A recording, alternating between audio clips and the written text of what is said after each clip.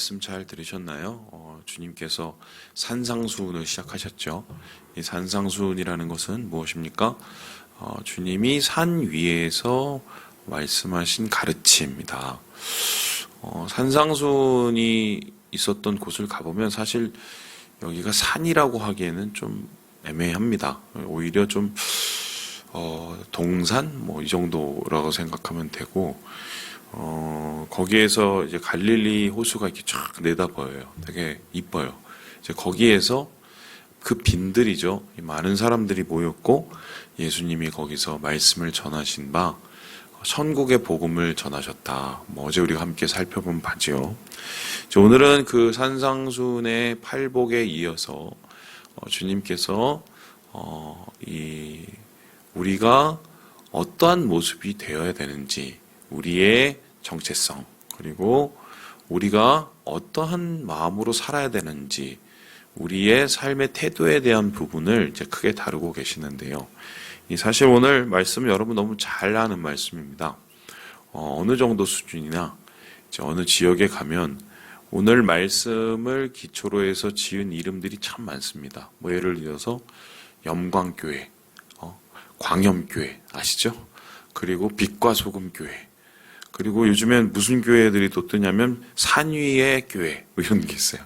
이게 뭐냐면 오늘 우리가 보는 빛과 소금에 대한, 소금과 빛에 대한 이야기를 가지고 이제 교회의 이름을 지을 정도로 우리가 오늘 말씀은 잘 알고 있죠. 그래서 주님께서는 우리를 가리켜서 무엇이라고 얘기하셨냐면 이렇게 얘기하시는데요. 우리 함께 우리 13절의 말씀을 먼저 같이 한번 읽어봅시다. 13절입니다. 시작.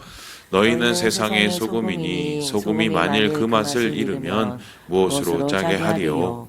후에는 아무 쓸데없어 다만 밖에 버려져 사람에게 밟힐 뿐이니라.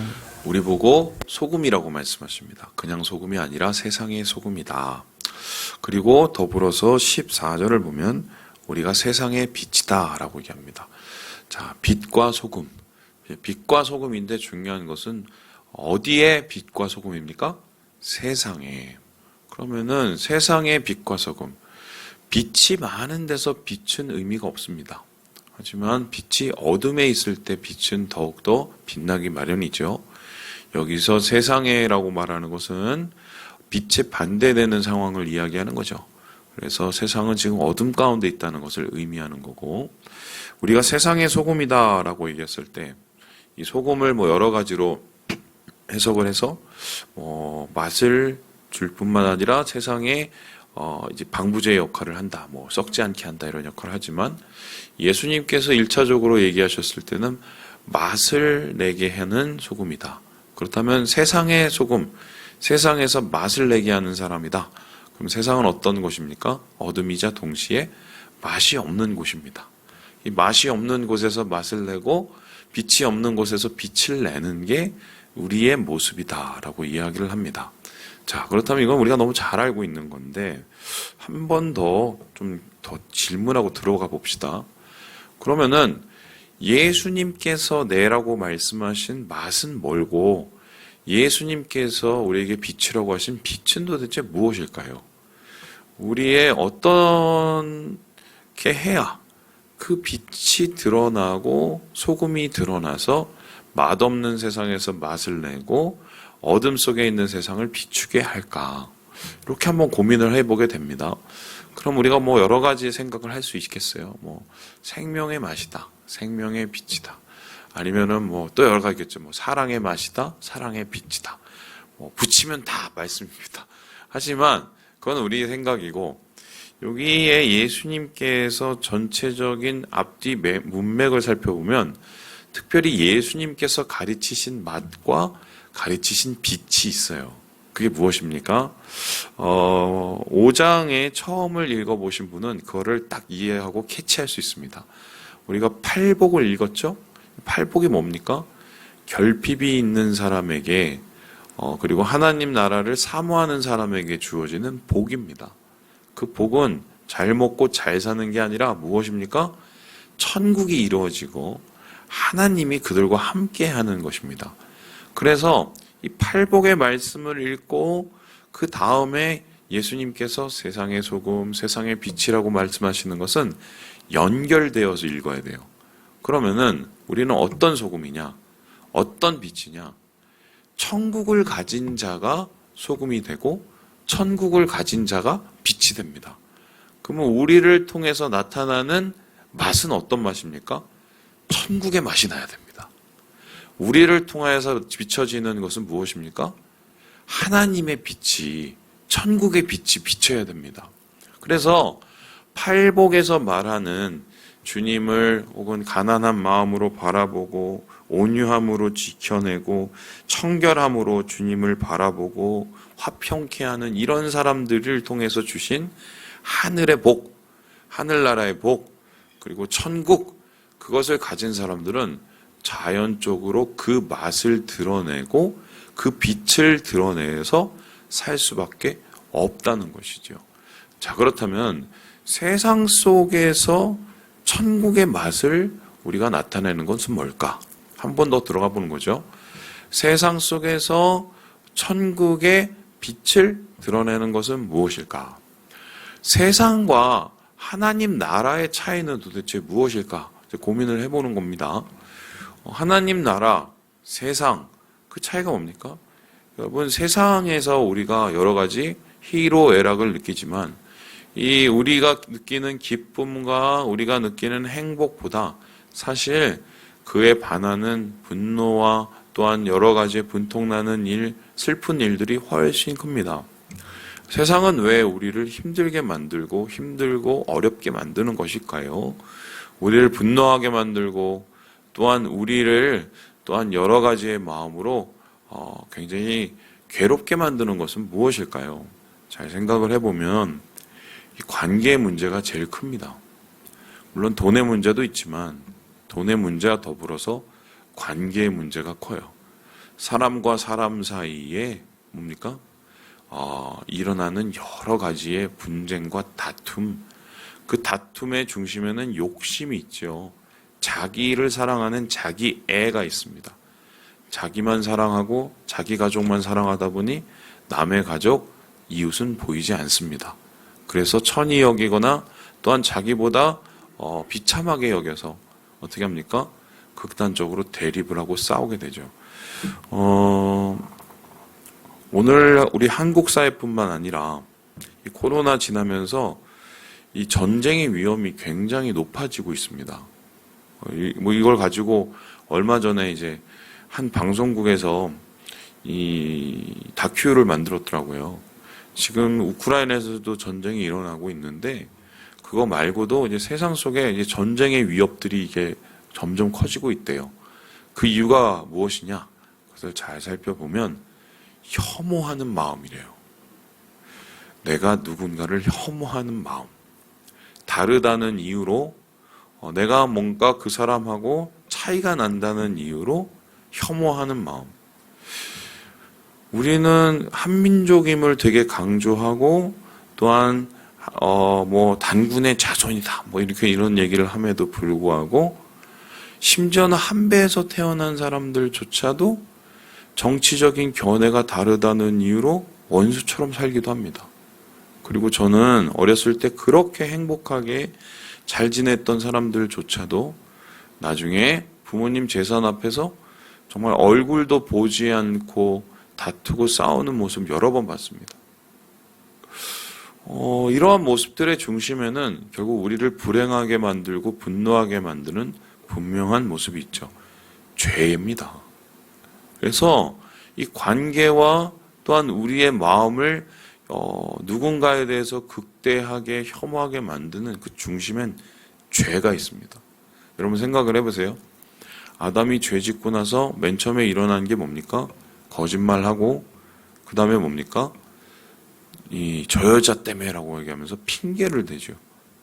죄는 누군가에게 책임을 전가하고 누군가를 혐오하게 만들죠. 그래서 이 세상은 사실 그러한 모습 속에서 엉망진창으로 우리를 죽음 가운데 몰아넣게 되는 거죠. 그런데 예수님이 그러한 맛없는 세상, 어둠 속에 있는 세상 속에서 우리를 가리켜서 소금이라고 얘기하시고 우리를 가리켜서 빛이라고 얘기하셔서 천국을 비치고 천국의 맛을 나타내라는 것은 그에 반하는 행동으로 살아가는 겁니다. 어떤 건가요?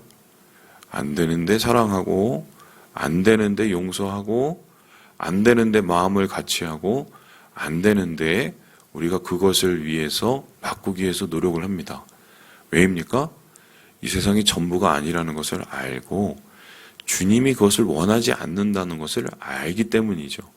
그래서 천국의 맛을 다른 말로 말하면 주님이 주신 구원의 맛이요, 생명의 맛이요, 그리고 우리가 그 생명을 가지고 삶 속에서 나누는 사랑의 맛입니다.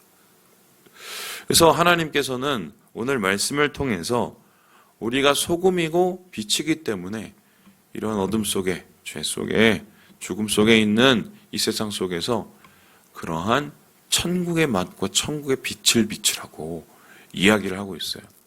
목사님 그러고 싶은데 잘 안 됩니다. 왜 잘 안 될까요? 이유는 한 가지예요. 내 마음에 아직 천국이 덜 임해서 그래요. 천국이 임하면 미워할 사람도 이뻐져요. 얼굴 보면. 정말 거짓말 아니에요. 성령 충만해 보신 분은 아시죠? 그렇게 정말 난 도대체 저 인간은 꼴배기 싫어. 그런 거 아무것도 아닙니다. 성령 충만해지면 녹아요. 내 마음이 녹아내려요. 그래서 주님께서는 오늘 그렇게 우리를 천국의 맛과 천국의 빛으로 삼아 주셔서 이 죽음 가운데 있는 세상 사람들에게 하늘나라의 그런 사랑과 생명을 나누는 사람이 돼야 된다. 그게 우리가 하나님이 구원하시고 부르신 이유다라고 얘기합니다. 자, 그렇다면은 이렇게 우리가 천국의 맛을 내야 되는데, 천국의 빛을 비춰야 되는데, 그러면 어떻게 천국의 빛을 비추고 어떻게 천국의 맛을 낼 수 있을까요? 이런 걸 좀 한번 더 고민해 보는 겁니다. 여기에 대해서 예수님께서 이렇게 얘기를 하시는데요. 우리 함께 16절의 말씀을 같이 한번 읽어보도록 하겠습니다. 16절입니다. 시작. 이같이 너희 빛이 사람 앞에 비치게 하여 그들로 너희 착한 행실을 보고 하늘에 계신 너희 아버지께 영광을 돌리게 하라. 무엇을 보고요? 착한 행실을. 그러니까 우리가 어떻게 빛을 비춥니까? 어떻게 맛을 냅니까? 무엇으로요? 착한 행실로. 착한 행실로. 주님이 주신 마음으로 하는 그 착한 삶의 모습을 통해서 천국의 맛을 내어서 그것을 통해서 하나님이 어떤 분이신가를 세상 속에 알립니다. 그것을 가리켜서 무엇이라고 하냐? 영광이라고 합니다. 영광. 그래서 하나님께서는 예수 믿는 사람, 천국의 복을 가진 사람을 통해서 천국의 빛을 비추어서 주님의 영광을 나타내신다. 지금 이렇게 우리에게 이야기를 하고 있습니다. 자, 여기까지는 좀 그래도 쉽겠죠? 자, 그럼 그 다음에 이제 물어봅니다. 그러면 착한 행실은 뭘까요? 착한 행실. 예수 믿고 착하게 하는 거죠. 이게 맞는데, 주님이 특별히 여기서 착하다고 말하는 이 착한 행실은 어떤 것을 위할까요? 어떤 사람은 분명히 이걸 가지고 착하다고 얘기를 하는데, 알고 봤더니 그거는 다른 사람을 불쾌하게 하는 행동일 수도 있습니다. 참 이렇게 상대적이죠. 근데 여기에 대해서 예수님께서는 그 착한 행실을 개인적인 주관적 판단에 의한 착한 게 아니라고 얘기를 하십니다. 이것을 다른 것과 분명한 기준을 두어서 얘기하시는데요. 그것은 무엇이냐면요. 바로 이것입니다. 우리 함께 우리 17절의 말씀을 같이 한번 읽어보도록 하겠습니다. 17절입니다. 시작. 내가 율법이나 선지자를 폐하러 온 줄로 생각하지 말라. 폐하러 온 것이 아니요 완전하게 하려 함이라. 여기에서 착한 행실이라는 말을 하고 예수님께서 이어서 무슨 얘기를 하십니까? 율법이나 선지자라고 얘기합니다. 율법은 모세오경 그 토라의 말씀을 뜻합니다. 하나님께서 이스라엘 백성과 맺었던 약속의 말씀이죠. 또한 하나님의 백성은 이렇게 살아야 된다라고 얘기하신 주님이 가르치신 계명입니다.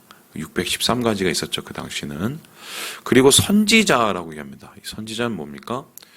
토라의 말씀을 엘리야나 예레미야나 이사야나 이런 사람을 통해서 그 시대에 맞게 다시 새롭게 해석해주는, 실천하게 해주는 말이 바로 선지자의 말이었습니다. 그렇다면은 예수님께서 말씀하시는 착한 행실이라는 것은 말씀으로 살아가는 삶을 의미합니다. 말씀대로 살아가는 삶. 그런데 이 당시에는 토라처럼 율법처럼 말씀대로 살아가는 사람들이 있었습니다. 누구였습니까? 이 당시에 최고로 율법 전문가들, 율법대로 살아가는 사람들, 예수님을 제일 괴롭혔던 사람들 누굽니까? 바리새인들이었어요. 그래서 당시에 야, 저 사람은 굉장히 착한 행실을 해, 율법적으로 굉장히 우수해 라고 얘기하면 그건 율법학자뿐만 아니라 바리새인들을 의미했습니다. 그러면은 바리새인처럼 살으라는 소리야? 그렇게 아마 오해했을 것 같아요. 근데 여기에 대해서 무엇이라고 얘기하냐면 예수님께서 이렇게 얘기를 합니다. 우리 함께 20절의 말씀을 같이 한번 읽어보도록 하겠습니다. 시작. 내가 너희에게 이르노니 너희 의가 서기관과 바리새인보다 더 낫지 못하면 결코 천국에 들어가지 못하리라. 그러니까 예수님께서는 내가 여기서 말하는 착한 행실이라는 것은 율법과 관계된 건데, 그러면 율법을 잘 알고 율법을 지킨다고 얘기하는 서기관과 바리새인처럼 사는 건 아니래요. 그렇게 사는 모습이 바로 천국의 맛을 드러내는 건 아니랍니다. 그러면서 한마디를 또 거두시는데 18절에 보니까 나는 율법의 1.1획도 없어지지 않고 다 이루기를 원한다라고 얘기합니다. 자, 그러면은 바리새인이 그 당시에 율법을 잘 지켰는데 그 사람들보다 더 완벽하고 완전하게 지내라는 소린가? 야, 그거 뭐 어떻게 가능해? 그 사람은 밥 먹고 맨날 율법 공부만 하고 밥 먹고 율법으로 살려고 해도 저렇게 막 욕을 가끔씩 먹는데, 아니 나는 무슨 어부고 나는 무슨 세리 출신인데 어떻게 그렇게 살아? 절망을 했겠죠. 근데 예수님께서 말씀하시는 율법을 완전히 이루는 것, 바리새인보다 나은 의라는 것은 조금 더 고민해 볼 필요가 있어요. 그러면서 주님께서는 지금 21절부터 그 다음에 율법을 바리새인보다 나은 의로 만드는 게 무엇인지 얘기해 줍니다. 근데 그것을 한마디로 요약하면 뭡니까? 이런 거예요. 어떤 남편이 있다고 생각을 해봅시다. 혹은 아내가 있다고 생각해요. 참 꼴배기가 싫어요. 꼴배기가 싫은데 밥은 먹여야 됩니다. 밥은 먹여야 돼. 그러면 밥을 안 먹이면 이건 율법적으로 아니라 문제가 생긴다고 생각합시다. 그래서 아침에 일어나서 된장찌개 끓이고 아침에 밥 짓고, 근데 마음이 정말 개떡 같은 거예요. 아유, 내가 저 왼수를 먹으려고 내가 이러고, 아유, 막 해서 그러면서 밥을 딱 차려갖고 딱 밥 먹어. 나는 율법 지켰어? 율법 지킨 겁니까? 아닙니까? 안 지킨 거예요. 미워요. 막 죽겠어. 아유, 저 인간은 맨날 처먹어. 이런 마음이 막 들어. 하지만 그래도 말씀을 생각을 해봅니다. 아, 원수 사랑하라고 그래 하셨지. 그래, 저 인간도, 저 왼수도 주님이 사랑하는 사람이야. 구원받아야지. 내가 안 되지만 마음으로 이렇게 용서를 하면서 섬겨보자. 또 알아, 저 사람이 변할지. 이러면서 좀 뭔가 마음을 다독이면서 하나님 마음으로 뭔가 해보려고 막. 그래서 밥 먹어. 똑같이 밥을 차려줘도 완전히 다른 밥이 되지요. 바리새인보다 나은 의라는 게 바로 이거예요. 바리새인은 율법을 지켜도 마음 없이 지켰습니다. 자기가 최고가 되고 자기를 자랑하기 위해서 율법을 지켰습니다. 하지만 바리새인보다 나은 의라는 것은 어떤 것입니까? 마음으로부터 우러나오는 하나님께 순종하는 삶이에요. 우리가 사실 겉의 모습을만 지키는 것도 어렵지만, 근데 반대로 생각하면 하기 싫은데 이걸 막 엉망진창으로 마음이 개떡 같은데 이걸 하는 이건 얼마나 지옥 같은 삶입니까? 그죠? 주님이 이거 원하시는 게 아니라는 거예요. 내 마음부터. 근데 어떻게 마음이 그러면 바뀔 수 있을까? 앞에서 말했지만 성령 충만하면 됩니다. 성령이 내 마음을 만져주시고 내 마음을 활짝 열어주시고 내 마음속에 성령님께서 기쁨을 주시고 천국의 맛을 주시면 이게 흘러나와요. 그것 보고 하나님이 영광을 받으신다는 거예요. 네.